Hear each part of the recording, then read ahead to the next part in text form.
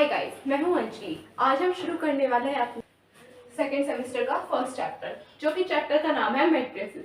Firstly मैं उम्मीद करके आ रही हूँ कि आप मैट्रिसेस के बारे में काफ़ी कुछ जानते होंगे, क्योंकि ये चैप्टर हमारा 12th में भी था, जो कि हमने बहुत अच्छे से पढ़ा होगा। बहुत भी तो आपने पढ़ा तो होगा। तो बस बेसिकली आज हम शुरू करने वाले हैं मैट्रिसेस होते क्या हैं। पहले मैं आपको बताऊंगी क्या होते हैं, टाइप्स क्या है, फिर हम आगे क्वेश्चन स्टार्ट करेंगे। फर्स्टली मैट्रिसेस होते क्या है। कोई भी ऐसी रो और कॉलम जिसे कि हम जैसे ए बी सी या फिर 1 2 3 सी डी ई, कुछ भी रो और कॉलम में अगर हम कुछ अरेंज करते हैं उसे हम मैट्रिसेस कहते हैं। ये जो हमने ब्रैकेट लगाई ये होनी ही चाहिए, तभी ये ब्रैकेट, जब ये हमारा इन्हीं ब्रैकेट के साथ मैट्रिसेस बनेगा। अगर ये नहीं होंगे तो ये मैट्रिसेस नहीं कहा जाएगा। इसमें कितनी रो है और कितनी कॉलम, जैसे कि यहाँ पे इसमें सबसे पहली बात होती है, ये होती है रो और ये होते हैं कॉलम। अब मैं आपको इनकी रिप्रेजेंटेशन बताती हूँ। रो 1, रो 2, रो 3। ये जो स्टार्टिंग वाला 3 होगा ये होगा रो का, और ये वाला जो 3 होगा ये होगा कॉलम का।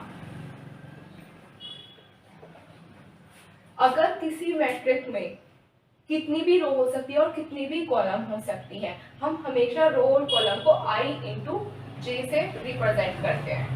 हमेशा आप चाहे तो j और i j को कुछ और भी चेंज कर सकते हैं, बट मोस्टली बुक्स में हमें यही देखने को मिलता है कि i j से ही रिप्रेजेंट किया जाता है। अब आगे मैं उम्मीद करती हूँ आपको इतना समझ आ गया होगा। अब हम आगे शुरू करते हैं मैट्रिसेस के टाइप।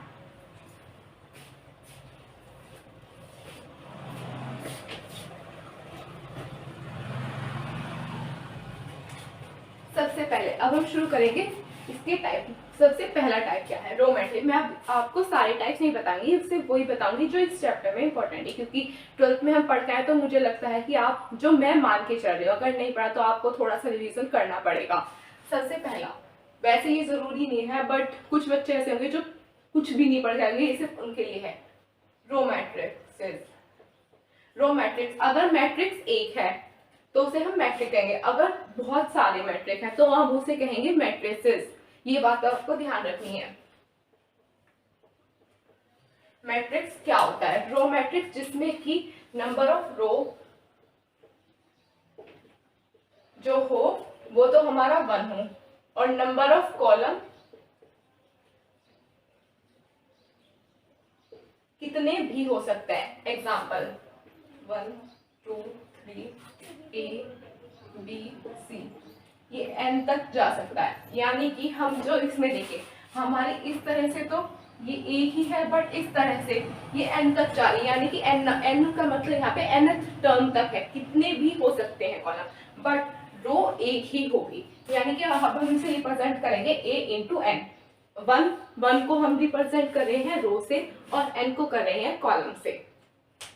उम्मीद करती हूँ कि आप लोगों को ये सब समझ आएगा। अब हम नेक्स्ट की तरफ चलते हैं। सेकंड है हमारा कॉलम मैट्रिक्स।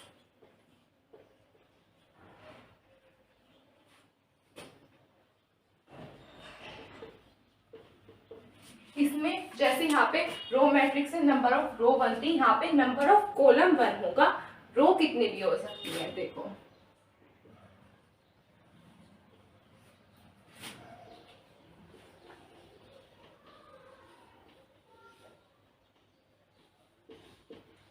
जैसे कि यहाँ पे 1 2 3 डैश डैश डैश, और ये 1 2 3 की जगह कुछ भी हो सकता है। यहाँ पे हमारी नंबर ऑफ रोज पता नहीं n तक जा रही है, n इंटू 1। यहाँ पे हमारी कॉलम जो है वो एक है और हमारी रो जो है वो n तक जा रही है। ठीक है, मैं उम्मीद करती हूँ आपको ये समझ आया होगा।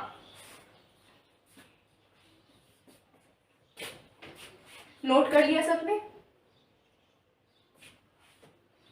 अगर किसी को स्क्रीनशॉट लेना है तो वो ले सकता है इस चीज का।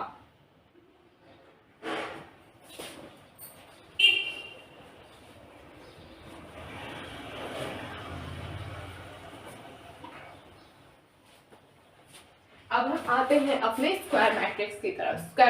स्क्वायर मैट्रिक्स में नंबर ऑफ रो और नंबर ऑफ कॉलम हमारे बराबर होते हैं, यानी कि i is equals to j। आइए देखते हैं।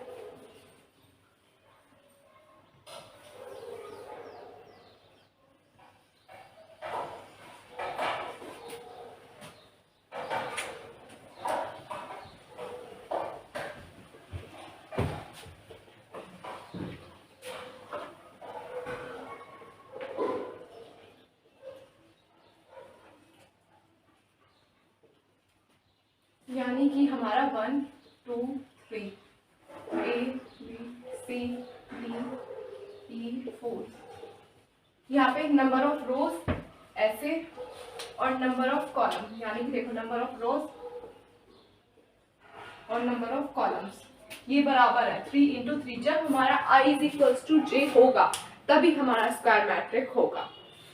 ठीक है, अब हम आ जाते हैं हमारे यूनिटी मैट्रिक्स या फिर आई, जिसे हम आइडेंटिटी मैट्रिक्स भी कहते हैं। ये बहुत कॉमन मैट्रिक्स है, सबसे आसान है और सबसे ज्यादा यूज होने वाला मैट्रिक्स है। इसे हम सबसे ज्यादा यूज करते हैं, चाहे वो कहीं भी करें, चाहे हम किसी कॉम्पिटिटिव एग्जाम में करें, स्कूल में करें, कॉलेज में करें, सबसे ज्यादा ये यूज होता है। हर एक क्वेश्चन में इसका यूज होगा, तो इसे याद रखिएगा।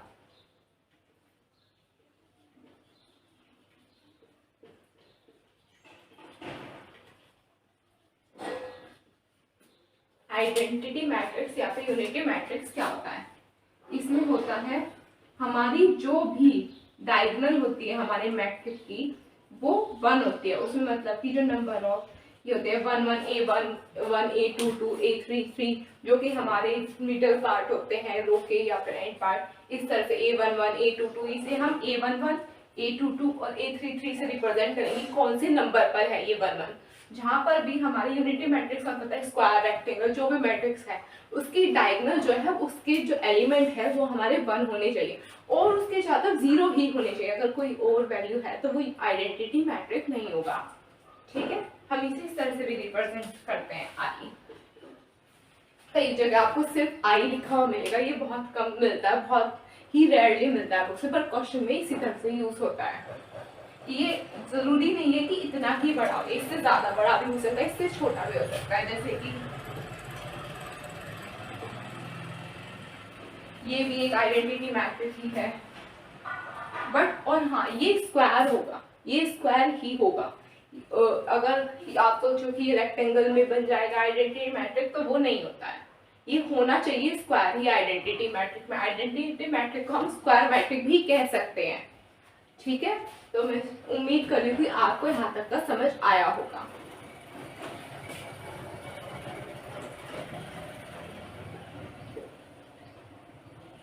देखिए ये भी एक आइडेंटिटी मैट्रिक है, बट इसमें जो नंबर ऑफ रोज और नंबर ऑफ कॉलम है वो हमारे 4 है। इसमें नंबर ऑफ रो और नंबर ऑफ कॉलम हमारे 3 3 है और इसमें 2 2। अगर किसी को स्क्रीनशॉट लेना है तो वो ले सकता है या फिर नोट करना है, जो भी करना है कर सकते हैं। नोट हो गया?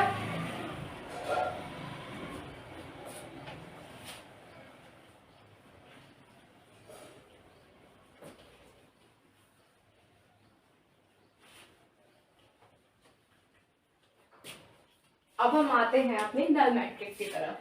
ये जो मैं बता रही हूँ एकदम बेसिक्स है जो कि अब आपको यूज होगा। अगर आपको ये सब आता है तो आप इसे स्किप करके आगे चल सकते हैं। इसके बाद मैं काफी इंपॉर्टेंट चीजें आपको बताऊंगी, क्योंकि कुछ बच्चे ऐसे होते हैं जो थोड़े स्लो लर्नर होते हैं या फिर भूल जाते हैं जल्दी, तो ये उनके लिए है। कुछ बच्चे जो बहुत फास्ट लर्नर होते हैं तो वो स्किप कर सकते हैं। नल मैट्रिक्स में हमारे जो मैट्रिक होता है उसमें सारे एलिमेंट जो होते हैं वो 0 ही होते हैं। ये याद रखिएगा, नल मैट्रिक्स यानी कि 0। और कुछ नहीं होता, नल मैट्रिक्स में सब 0 होते हैं। अब हम आ जाते हैं अपनी इंपॉर्टेंट प्रॉपर्टीज के जो हमें इस पूरे चैप्टर में यूज करनी है। देखिए नल मैट्रिक,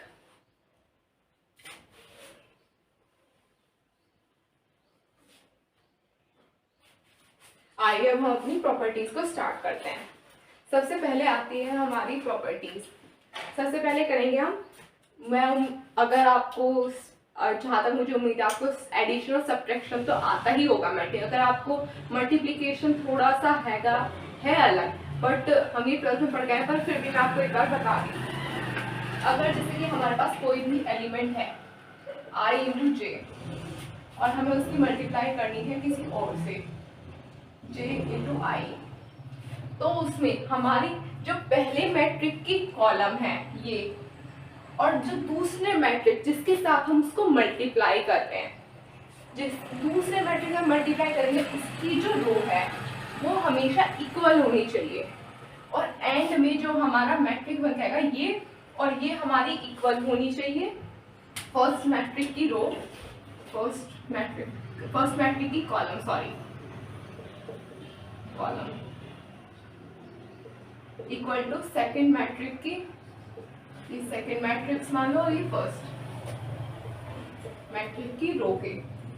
जब भी हमारा मल्टीप्लिकेशन पॉसिबल होगा, अगर ऐसा नहीं होगा, सॉरी एक कॉल आ गया तो इसकी वजह से थोड़ा सा डिस्टरबेंस हुआ, बट अब नहीं हुआ। अब मैं आपको बताती हूँ मल्टीप्लिकेशन कैसे होता है। भाई कुछ बच्चे भूल जाते हैं, मैं इसमें कोई बुरी बात नहीं है ना ही बड़ी बात है, तो इसलिए मैं बता रही हूँ।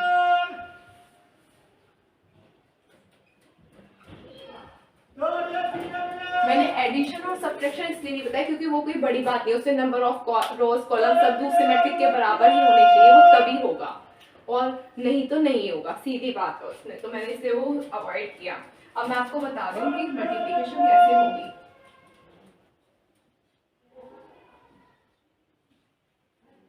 अगर थोड़ी सी राइटिंग कम समझ आ रही तो प्लीज से इग्नोर करना। ये हमारा पहला मैट्रिक है, अब हम इसके साथ दूसरे मैट्रिक की मल्टीप्लाई करेंगे।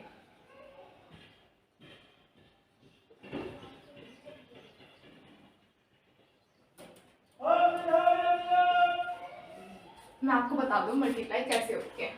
हमारा जो ये वाला मैट्रिक्स है, इस मैट्रिक की रो की इस मैट्रिक की कॉलम से मल्टीप्लाई होगी, पहली वैल्यू ये ही होगी। इन दोनों की मल्टीप्लाई करें, यानी कि 1 की मल्टीप्लाई 1 से करेंगे, प्लस 2 की मल्टीप्लाई 2 से, प्लस 3 की मल्टीप्लाई 3 से, ये पहला एलिमेंट होगा। फिर दूसरे में 1 इसकी इसमें ही करेंगे, फिर इसकी इसमें करेंगे। 1 की मल्टीप्लाई 4 से, प्लस 2 की मल्टीप्लाई 5 से, प्लस 3 की मल्टीप्लाई 6 से। आया समझ? क्योंकि भाई इतना लंबा चौड़ा लिखने का कोई फायदा नहीं, मैंने आपको बता दिया। इस वाले मैट्रिक की रो की इस वाले मैट्रिक की कॉलम में पहले तो इन 3 की होगी मल्टीप्लाई, फिर जब ये हो जाएगी तो हमारे पास तीन कॉलम आ जाएंगे। फिर जब हमें आगे की रो भी तो चाहिए कि भाई हमने देखा था इसकी रो और इसकी कॉलम इक्वल होगी, इसकी कॉलम इसकी रो, और फिर जो इसकी रो होगी और जो इसकी कॉलम होगी वो हमारा एंड में जो होगा मैट्रिक्स का वही जो होगी रो और कॉलम होगी। तो फिर हम इस वाले की करेंगे इससे नेक्स्ट बनाने के लिए। मैं आपको ये वाला डायरेक्ट ही करके दिखा रही हूँ क्योंकि फिर बहुत ज़्यादा टाइम वेस्ट होगा और मुझे लगता है कि इतना याद ही दिलाना था, क्योंकि इतना सब पढ़ के आए हैं, इतना याद दिलाना काफ़ी होना चाहिए आप लोगों के लिए। और अगर नहीं है तो आप किसी और वीडियो में जाकर देख सकते हैं, क्योंकि मुझे लगता है आना चाहिए था समझ कि सब बच्चे इतना तो पढ़ के आएंगे, 12th करके आए यहाँ तक, ऐसे तो आए नहीं होंगे।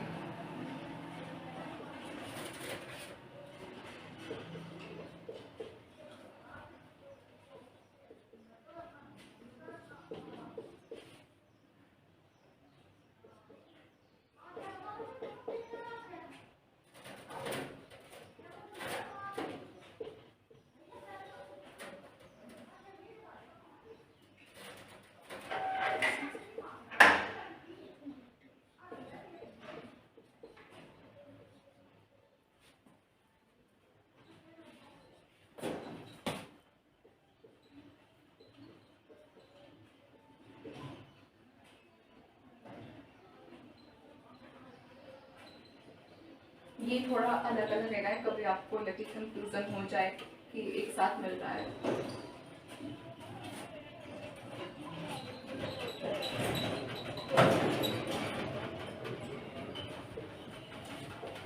ये कभी भी मत भूल जाना ब्रैकेट, जो हम अगर ये ब्रैकेट नहीं होगा तो ये मैट्रिक नहीं माना जाएगा।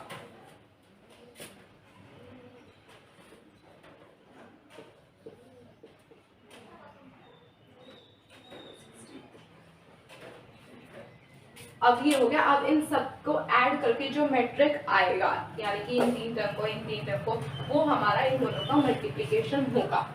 अब मैं आपको इम्पोर्टेंट पॉइंट्स पर लेके आ रही हूँ जो कि इस चैप्टर में हमारे सबसे जरूरी है। अगर किसी को इसका स्क्रीनशॉट लेना है, आगे सॉल्व करना है तो वो कर सकता है।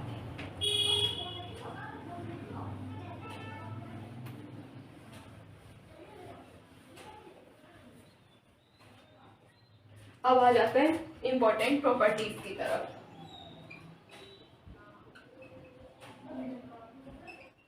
ऑर्थोगोनल मैट्रिक्स, सबसे पहली जो प्रॉपर्टी होगी ऑर्थोगोनल मैट्रिक्स की होगी।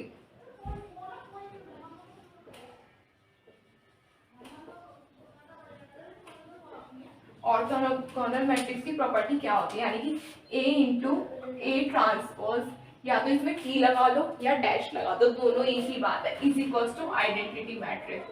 बहुत जरूरी है, बहुत बार एग्जाम्स में इसके क्वेश्चन आ जाते हैं, तो इसे याद रखिएगा। अगर किसी बच्चे को ट्रांसपोज का नहीं पता, रो कॉलम में चेंज हो जाता है और कॉलम रो में, बस इसमें यही है और कुछ नहीं है। फिर जो इसमें मोस्टली यूज होने वाले जो पॉइंट्स है मैं आपको सिर्फ वही बताऊंगी। सिमेट्रिक भी यूज होगा, पर सिमेट्रिक या स्किल सिमेट्रिक ज्यादा नहीं, पर मैं आपको बता देती हूँ।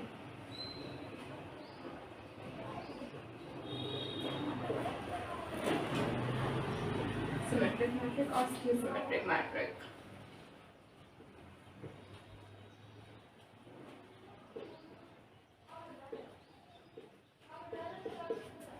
ये क्या होता है, यानी कि इसमें A ट्रांसपोज होगा, सिमेट्रिक मैट्रिक में A ट्रांसपोज हमारा A के इक्वल होगा। मैं आपको एग्जांपल भी दूंगी इसका, A ट्रांसपोज A के इक्वल। और इसमें जो हमारा A ट्रांसपोज होगा वो माइनस A, या इसमें हम दोनों चीज कर सकते हैं, A transpose into minus A is equals to A, या फिर A transpose is equals to minus A, दोनों ही ठीक है, आप कुछ भी करके कर सकते हैं, आंसर वो ही आएगा। ठीक है, अब इसे नोट कर लीजिए, मैं आगे बताऊंगी फिर।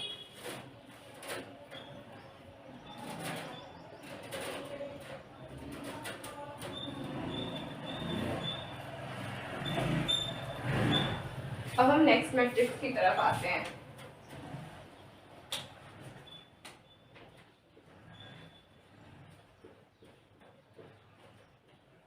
हर्मिशियन मैट्रिक, इसमें काफी लोग अलग अलग तरह के नाम बोलते हैं, तो वो आपकी मर्जी है, आप कह रहे हैं, बट स्पेलिंग यही है, बोलने में थोड़ी बहुत गड़बड़ हो जाती है, वैसे इसे हर्मिशियन मैट्रिक्स कहते हैं।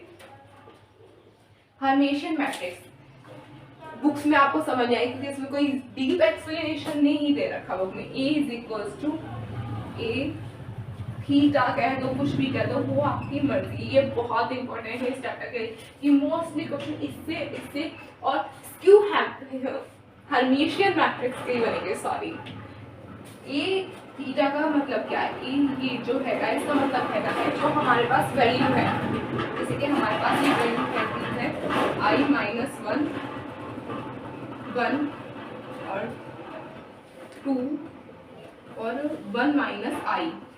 अगर हम इसका ए थीटा करके निकालेंगे तो इसमें हमें क्या करना पड़ेगा, यानी कि इसमें सबसे पहले तो हमें इसके जहाँ पे भी ये आ जाए, इसमें कॉन्जुगेट की साइन चेंज होगी, यानी कि जहाँ पे भी आई है उसके पहले तो साइन चेंज कर दो और फिर उसका ट्रांसपोज कर दो। जैसे कि इसमें ये है ट्रांसपोज, मुझे लगता है आप सभी को पता होगा, ट्रांसपोज में हम रो को कॉलम और कॉलम को रो में चेंज करते हैं। इसमें लिखा है I माइनस 1, आई का पहले साइन चेंज करेंगे माइनस आई हो जाएगा, और ये माइनस 1 तो है ही, ये जो 2 हैगा, ये 2 रो को कॉलम में चेंज करेंगे, कॉलम को रो में, ये 2 नीचे आ जाएगा, फिर इसको चेंज करना होगा, ये 1 ऊपर चला गया, इसका आई का साइन चेंज करना पड़ेगा 1 प्लस आई।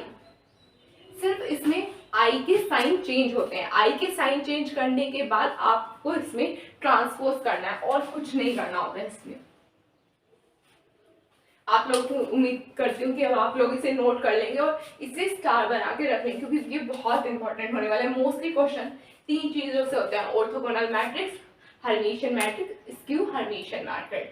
ये मैंने बता दी कि 1-2 क्वेश्चन में पढ़ जाती है, पर कोई ज्यादा खास नहीं पड़ती।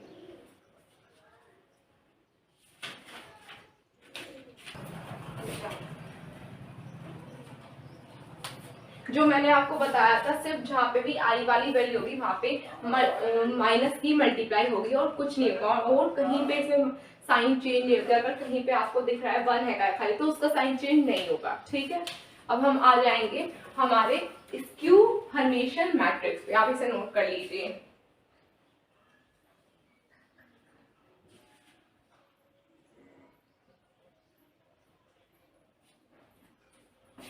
अब हम स्टार्ट करते हैं स्क्यू हर्मिशियन मैट्रिक्स। नोट कर लिया होगा आप लोगों ने या फिर स्क्रीनशॉट ले लिया होगा, वो आप लोगों की चॉइस है, बट हाँ इसे भूल मत जाना, क्योंकि ये बहुत बहुत जरूरी है। मैं ये रफ नहीं कर रही क्योंकि आपको इससे ये समझ आ जाएगा।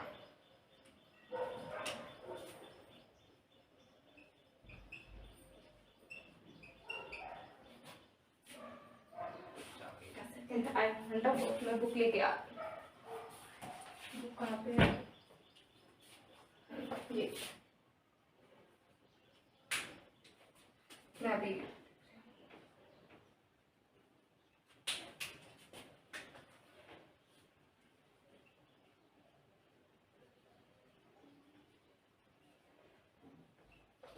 स्क्यू हर्मेशन सिमेट्रिक स्क्यू सॉरी वो गलती से हो जाता है, कई बार बोलने में हो जाते हैं। स्क्यू हर्मेशन मैट्रिक्स क्या होता है? स्क्यू हर्मेशन मैट्रिक्स होते हैं यानी कि -a इज इक्वल्स टू ए का, इसे हम अगर बच्चे को अलग से लिखना तो हम लिख सकते हैं कॉन्जुगेट एंड ट्रांसपोज। हमें जो आई वाली वैल्यू होगी उसमें माइनस की मल्टीप्लाई करके उसका ट्रांसपोज करना है और कुछ नहीं, बस इतना ही करना है। इसमें जितना इसमें किया उतना इसमें करने के बाद फिर इसमें माइनस की मल्टीप्लाई हो जाएगी बस। अब हम आगे मोस्टली इंपॉर्टेंट पॉइंट कवर हो चुके हैं, तो अब हम इसके एग्जाम्पल की तरफ बढ़ेंगे। तो अब मैं आपको एक दो एग्जाम्पल करा देती हूँ हर्मेशन और स्क्यू हर्मेशन मैट्रिक्स के, जो कि अब मैं आपको कुछ एग्जाम्पल करा देती हूँ जो मैंने अभी कहा था हर्मेशन मैट्रिक्स और स्क्यू हर्मेशन मैट्रिक्स के। आज के लिए इतना बहुत है, बस आप ये प्रॉपर्टीज याद कर लेना, फिर हम आगे कल को या बाद में जब भी टाइम होगा तब हम आगे चीजें स्टार्ट करेंगे। ये आपको एग्जाम में अच्छे से याद होना चाहिए। अगर मैं सीधे सीधे बताऊं तो एक क्वेश्चन इस चैप्टर से जरूर मिलेगा, जरूर। हर्मेशन यानी कि a is equals to theta और skew hermitian -a is equals to, अब हमारे पास एक ही वैल्यू है ये, मैं आपको ये वैल्यू बुक में से देख के दे रही हूँ भाई, इस तरह की वैल्यू ढूंढना बहुत ही अजीब, मुझे पसंद नहीं है ये काम की वैल्यू बैठ के ढूंढूं अब मैं। अब हमारे पास आई की वैल्यू है ये,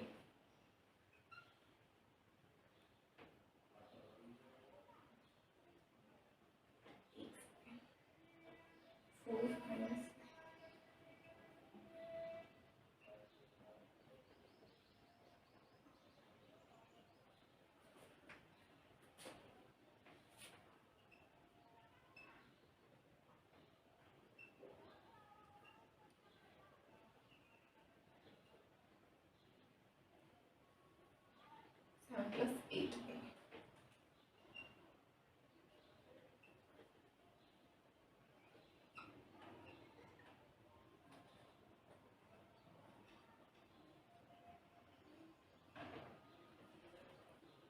अब हम इसका हर्मेशन मैट्रिक्स और स्क्यू हर्मेशन मैट्रिक्स निकालेंगे। हर्मेशन मैट्रिक्स हमने क्या सीखा था, इसका ट्रांसपोज करके कॉन्जुगेट। फर्स्टली मैं आपको इसका ट्रांसपोज दिखा देती हूँ। आई प्लस ट्रांसपोज में एक बहुत अच्छी बात होती है, जो इसके डायगोनल होते हैं वो हमेशा उसी की जगह पे रहेगी, डायगोनल की पोजीशन कभी चेंज नहीं होगी। ये वाली वैल्यू ये पूरी जो हमारी रो है ये पूरी कॉलम में आ जाएगी, यानी कि 2 - 3i 3 + 4i। फिर ये वाली पूरी जो है ये शिफ्ट होके इधर आ जाएगी, 4 - 5i 5 + 6i and then 6 - 7i 3 + 4i। हम नेक्स्ट में फिर दूसरे का भी ट्रांसपोज कर रहे हैं, फिर 7। देखो यहाँ इसकी जो डायगोनल है और इसकी जो डायगोनल वो सेम है, हमने जब इसका ट्रांसपोज किया तो कोई चेंज नहीं आया। अब हम इसका जो है अब हम इसका कॉन्जुगेट करेंगे, यानी कि a' फिर अगर आपको एग्जाम में शो करना है तो हम इस तरह से करते हैं। अब हम इसके जो i की वैल्यू है अब हम उसके साइन चेंज करने पड़ेंगे हमें। ये 1 है सॉरी, क्योंकि बुक में वैसे अगर i भी होगा तो ये प्लस हो जाएगा, तो इस वजह से यहाँ पे 1 ले रखा है, तो फिर ये 3i हो जाएगा। वैसे अगर चाहो तो आप i भी ले सकते हो, बट उससे 3i हो जाएगा, 1 की कोई जगह नहीं रहेगी, इसलिए हमने ले लिया। अब इसमें 1 - 2i, हम इसमें सिर्फ और सिर्फ i वाली वैल्यूज के साइन चेंज करेंगे, जैसे यहाँ पे i है यहाँ पे i है, और जो सिंपल हमारे वेरिएबल्स है इनमें कोई चेंज नहीं आएगा। जैसे यहाँ पे माइनस है तो यहाँ पे प्लस हो जाएगा, 3 - 4i, प्लस की जगह माइनस और माइनस की जगह प्लस।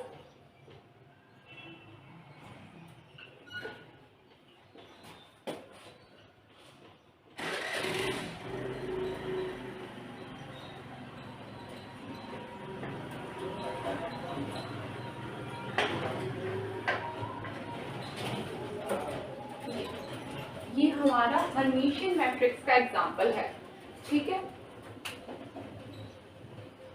मैं उम्मीद करती हूँ आप सभी को ये समझ आया होगा। फिर हम इसे एंड में चल के लिख देते हैं ऐसे।